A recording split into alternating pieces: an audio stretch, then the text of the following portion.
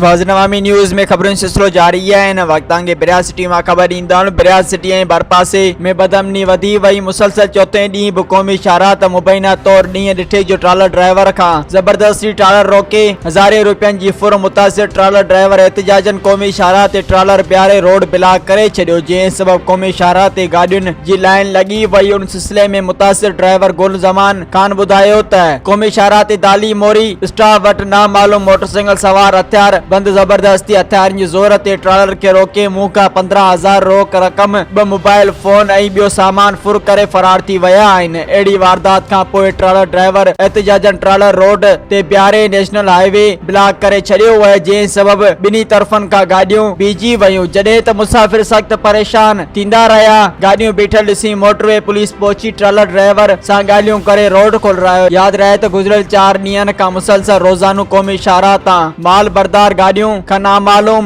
Motorcycle सवार हथियार बंद ॾींहुं ॾिठे जो गाॾियुनि खे ॿियारे फुर करे फरार थी वञनि था। गुज़िरियल ॾींहुं पिणु मज़दार ड्राइवर जेको कराची खां पंजाब वञी रहियो हो, खेनि हथियारनि जे ज़ोर ते ॿियारे 30,000 रोक रक़म ऐं मोबाइल फोन फुर करे विया हुआ, जंहिं बिरियात सिटी थाणे ते पहुची NC दाख़िल कराई हुई, पर पुलिस जवाबदार गिरफ़्तार करण में कामयाब नाहे थी सघी। उन सिलसिले में उते मौजूद माण्हुनि चयो त क़ौमी शाहरात ते मुसलसल अहिड़ी फुरनि जूं वारदातूं महमूल बणियल आहिनि, पर पुलिस का बि ख़ातिर ख़्वाह कार्रवाई नाहे कई। हिननि SSP नौशरो फिरोज ऐं ॿियनि वसावारनि खां मुतालबो कयो आहे त नोटिस वठी कार्रवाई कई वञे। मज़ीद खबरों और तफसीलात के लिए विजिट करें हमारी वेबसाइट www.awamiNewsHD.com।